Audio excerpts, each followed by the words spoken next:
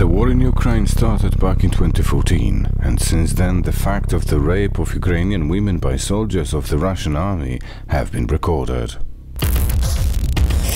It was January 15, 2015. I once again went to the anti-terrorist operation zone to take warm things and food to our guys. When I left Mariupol, two cars suddenly appeared and pushed me straight off the road to the forest. Acts of violence against women and children were recorded in all of them. Is rape. This crime is silent. A gang rapes. Raped her several times. Is a double power over a woman or a child.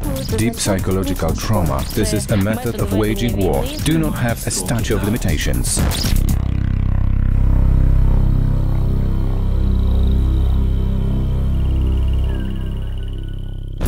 Россия атакувала всю територію наших держав. Russian invasion has begun. Russia launching a full-scale invasion of Ukraine. Military operation against Ukraine. A large-scale invasion of Russian Federation in Ukraine began on February 24, 2022. Complete destruction of cities and villages, seizure of property and looting, wounding and murder, torture, forced displacement and kidnapping of the civilian population, sexual violence, rape of girls and women, men and boys. This is the Russian aggressor's pattern.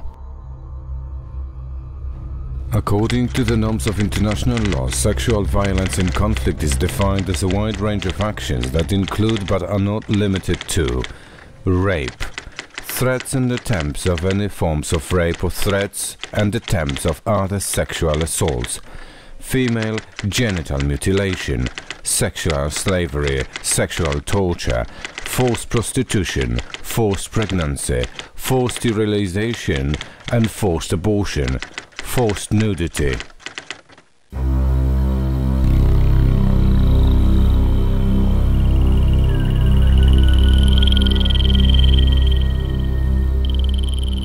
Sexual violence is the strategy of the Russian Federation aimed to achieve military goal by all means.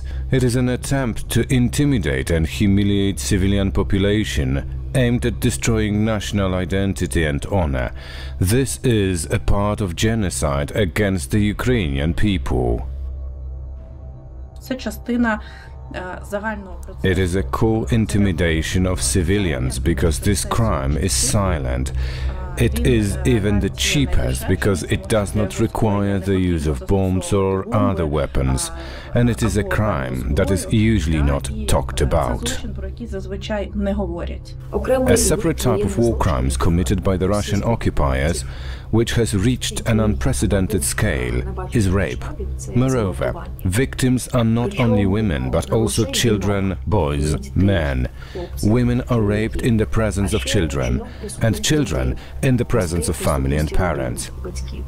There are direct instructions. This is a method of waging war. There are mass cases. This is a method of intimidation. Any act of sexual violence committed in the context of the armed conflict, so by armed forces, the armed forces of the Russian military, for example, classify as war crime. For example, you have a person in a village or in a town that was occupied, and they were threatened to do something, and if not, their kid would be raped, or the kid would be sexually assaulted. And this is also included in the sexual violence that can constitute war crimes. Rape, sexual slavery, enforced prostitution, forced pregnancy, enforced sterilization, or any other form of sexual violence constituting a grave breach of the Geneva Convention and are considered to be war crimes regardless of whether they are committed in an international or non-international armed conflicts. We had 12 territorial communities occupied, which is 2/3 of the district. Acts of violence against women and children were recorded in all of them. Men were shot and left where bodies fell. And if women were shot or became victims of violent actions, Russian soldiers tried to burn them in their houses or throw them into mass graves. We find such mass burial sites every day. As a rule, everyone has controlled shots to the head. I don't understand why. As a rule, victims have their nails torn and ears cut off. Bodies with severed scalps were also found. The cars of the Donetsk People's Republic separatists pushed my car into the forest lane. I had to stop. They grabbed me by force, pulled me out of the car, threw me to the ground. I was immediately hit in the face with the buttstock.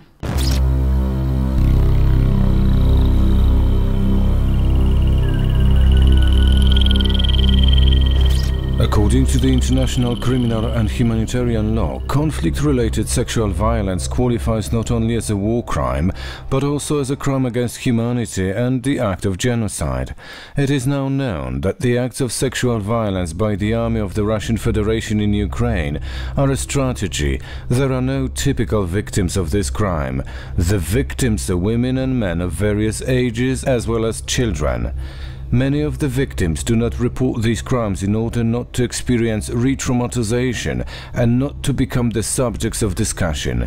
It often takes a lot of time for them to start telling what they have come through. As a government, we are currently building a system of such services that will help people, first of all, receive medical, psychological and legal assistance. Conflict-related sexual violence has irreparable consequences for the victims, like bodily injuries, including serious ones, inability to have children in the future, deep psychological trauma, as well as the impact on the social relations of the survivor.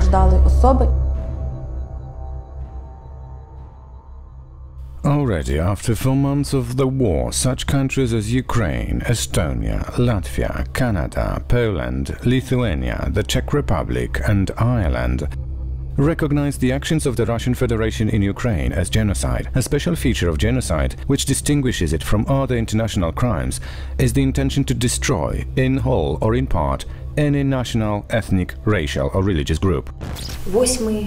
For the 8th year in a row, together with the Ukrainians, we, the indigenous people, suffer. I am a representative of the Crimean Tatars, and we have been reconstructing our identity in Ukraine for years, and today it is under threat.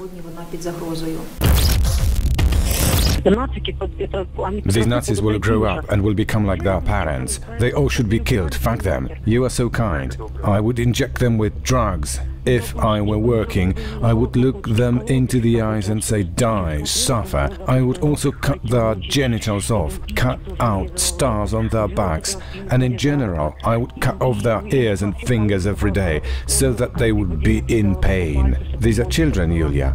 I hate these Ukrainians, Vova. I hate them so much, I would even shoot their children.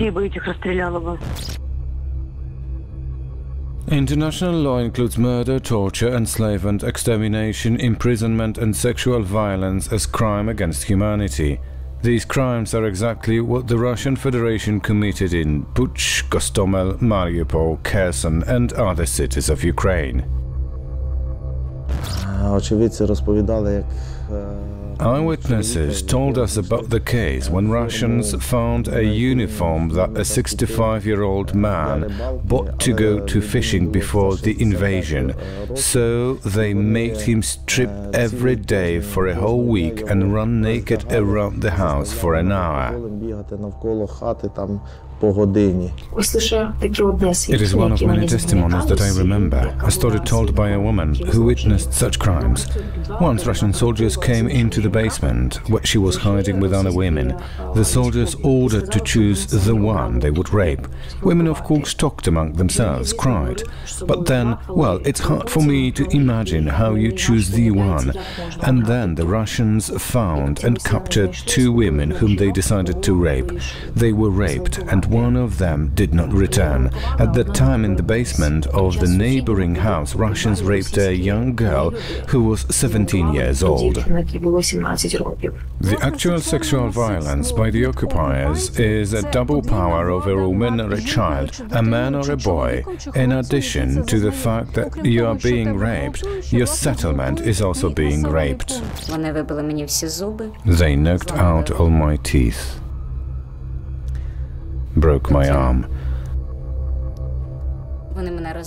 They tore off my clothes and stabbed out cigarettes against my body.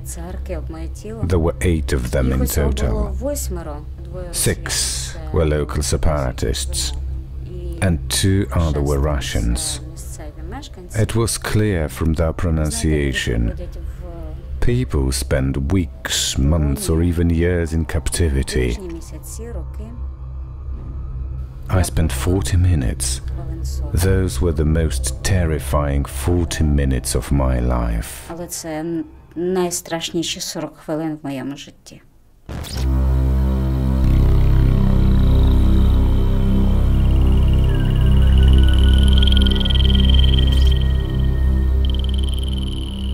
Sexual violence in a conflict is a war crime, and its disclosure does not necessarily require victims' testimony or a forensic examination. The occupied territory may be liberated later, so the forensic examination will not give any results. This is why eyewitness testimony is so important.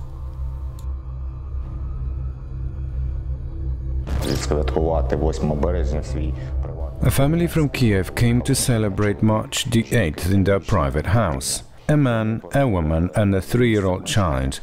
They were at their place of residence. The next day, the village was occupied. Soldiers of the Russian Federation walked the streets. Soldiers came to their home and tried to hurt the woman. The man tried to protect her. They shot him dead and also killed 2 dogs. After that, 2 of them returned in the evening drunk, raped her several times, threatening to use violence against her 3-year-old child. And so that evening, they returned 3 times. І так в цей вечір вони поверталися тричі, знущаючись над нею. The woman and the child managed to escape. Investigators of the National Police and the Security Service of Ukraine gathered enough evidence and eyewitness testimony to bring one of the criminals to court, Mikhailo Sergeyevich Romanov, a serviceman of the military unit 8954, stationed in the city of Chebarkul, Chelyabinsk region of the Russian Federation. This category of crime, specifically crimes of sexual nature, falls under Article 448 of the Criminal Code of Ukraine, violation of the laws and customs of war. There are several dozen criminal proceedings of a kind, led by units of the security services of Ukraine. First of all, they are investigated in those regions which border or are on the demarcation line with active hostilities. Sexual violence is a marker of the ideology of Russian world, which denies the value of freedom and democracy and is based on the principles of domination and the power of the stronger. The Security Service of Ukraine regularly publishes the conversations of the Russian occupiers, publicizing them as evidence of crimes against humanity in Ukraine. We clean basements. Do you know how? We don't ask who is there, but immediately throw a grenade. Fuck, I don't care at all. Our squad is called a suicide squad. Seriously? Squad of thugs. The men were telling stories about a squad who caught a chick to fuck. They cut off her tongue so that she wouldn't tell anything, and they fucked her and killed afterwards. I do some incredible stuff here. Fuck everyone. I don't care at all. Civilian? Non-civilian? Yeah, I know. I'm cutting ears, damn it. I can take a knife, cut off the ears. Max, I don't care at all. I can even do that in Russia. They started raping me. Each of them did it. Our guys, the Ukrainian military, were waiting for me for half an hour. But when I did not show up, they began to worry and decided to look for me. Вони почали хвилюватися і виїхали мені на зустріч.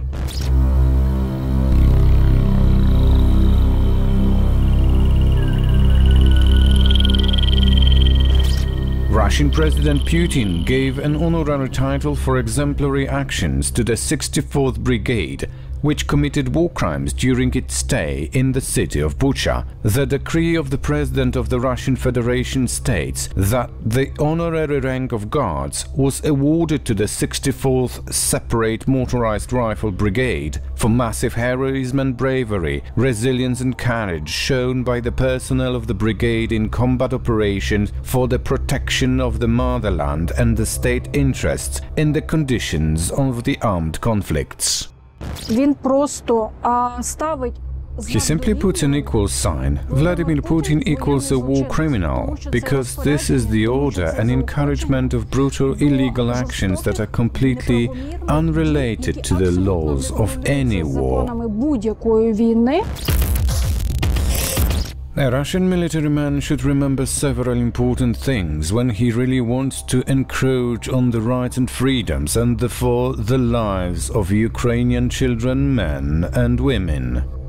First of all, it will not be just sexual violence, it will be a war crime. Second of all, the prosecutor's office and law enforcement agencies of Ukraine can start an investigation into the fact of sexual violence as a war crime, even based on a report in open sources. War crimes, crimes against humanity, the crime of genocide do not have a statute of limitations. International criminal and humanitarian law recognizes sexual violence in armed conflicts as a crime, and the people who commit sexual violence and the leadership of the state which tactically approves such actions are criminals. The decision of Ukrainian military to search for me saved my life. None of those who raped me survived. They remained in that forest strip. I continued volunteering.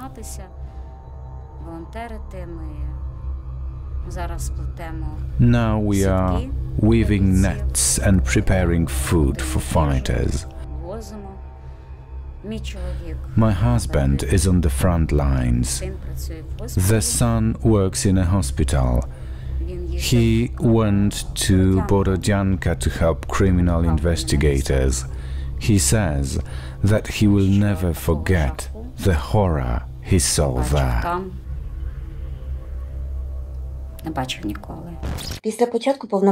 After the beginning of the full-scale invasion, we have decided to support a publication 100 stories of women and girls from war of Russia against Ukraine.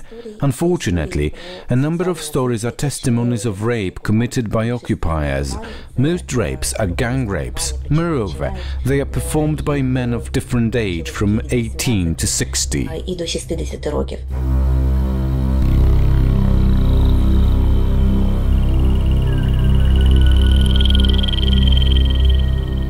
The sexual crimes of the Russian army in Ukraine showed the world the true, vile face of Russia.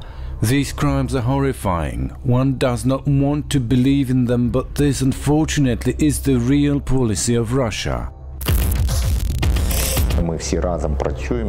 We all work together, the investigators of the National Anti-Corruption Bureau and the Security Service of Ukraine and the General Prosecutor's Office. We want to document all these crimes that took place on the territory of Kiev region as quickly and efficiently as possible until physical evidences were destroyed. We also involve international experts. There were also representatives of the International Criminal Court. We involve journalists, representatives of governments, representatives of parliaments of all countries. We have truth on our side. And when our friends from abroad hear these stories, they should understand that these are not just words or pictures. This is the real grief of real people. There is a very powerful coalition of public organizations which documents Russia's war crime against Ukraine in all regions of the country. It is called the Tribunal for Putin and includes the Ukrainian Helsinki Union for Human Rights, the Center for Civil Liberties, the Kharkiv Human Rights Group. As a government official, I also cooperate with them together with the public organization La Strada Ukraine. We work with dozens of regional organizations in the initiative Tribunal for Putin. There are 11,990 criminal episodes in our joint database. Our human rights initiative alone has collected such a huge amount of cases. We need international support, and we are talking about the need to create an international hybrid tribunal. We have a database that is being collected by the Tribunal for Putin initiative. To date, there are approximately 14,500 documented war crimes. The prosecutor of the International Criminal Court in The Hague, Karim Khan, initiated an investigation into Russia's crimes against Ukraine. He qualifies the occupiers' actions as war crimes and crimes against humanity. I can confirm that today my office has dispatched a team of 42 investigators, forensic experts and support staff to Ukraine to advance our investigations into crimes under the jurisdiction of the International Criminal Court and to provide support to the national authorities of Ukraine. This is the largest single field deployment of my office since its inception. Russia as a state and its leadership and all the criminals who invaded Ukraine must answer for every mutilated person, for every destroyed house, for every broken life, financially, by paying reparations and destroying damaged infrastructure facilities in Ukraine, all that they have broke or destroyed here, and in criminal court, serving long term of imprisonment.